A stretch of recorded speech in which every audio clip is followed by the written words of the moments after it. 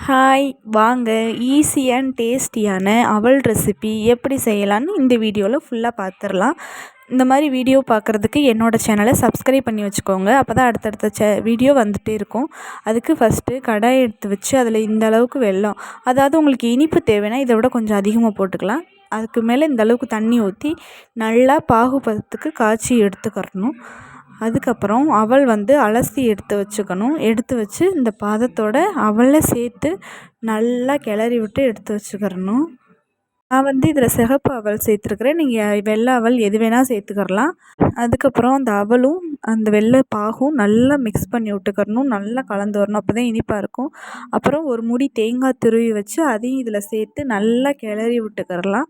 அது இன்னுமே டேஸ்ட்டாக இருக்கும். நல்லா கிளறி விட்டுக்கிறணும். நல்லா ஃபுல்லாக கிளறி விட்டுக்கிறணும். நல்லா எல்லாம் மிக்ஸ் ஆகி வந்திருக்கணும். அதுக்கப்புறம் வாழைப்பழம் எடுத்து வச்சுருக்கிறேன். நல்லா மசிஞ்சிருக்கணும். வாழைப்பழம் கனிஞ்ச பழமாக இருக்கணும், காயாக இருக்கக்கூடாது. அது சேர்த்திங்கன்னா பஞ்சாமிர்த டேஸ்ட்டில் இருக்கும். அதையும் இந்த மாதிரி சேர்த்து நல்லா கிளறி விட்டு கொஞ்சம் நெய் லைட்டாக ஆட் பண்ணிக்கலாம். நெய் ஆப்ஷனல் தான், வேணும்னா ஊற்றிக்கிறலாம். ஊற்றி நல்லா கிளறி விட்டு எடுத்தோம்னா இந்த அளவுக்கு நல்ல டேஸ்டியான அவல் ரெசிபி ரெடி ஆயிடுச்சு. செஞ்சு பார்த்துட்டு எப்படி இருக்குன்னு கமெண்ட்டில் சொல்லுங்கள்.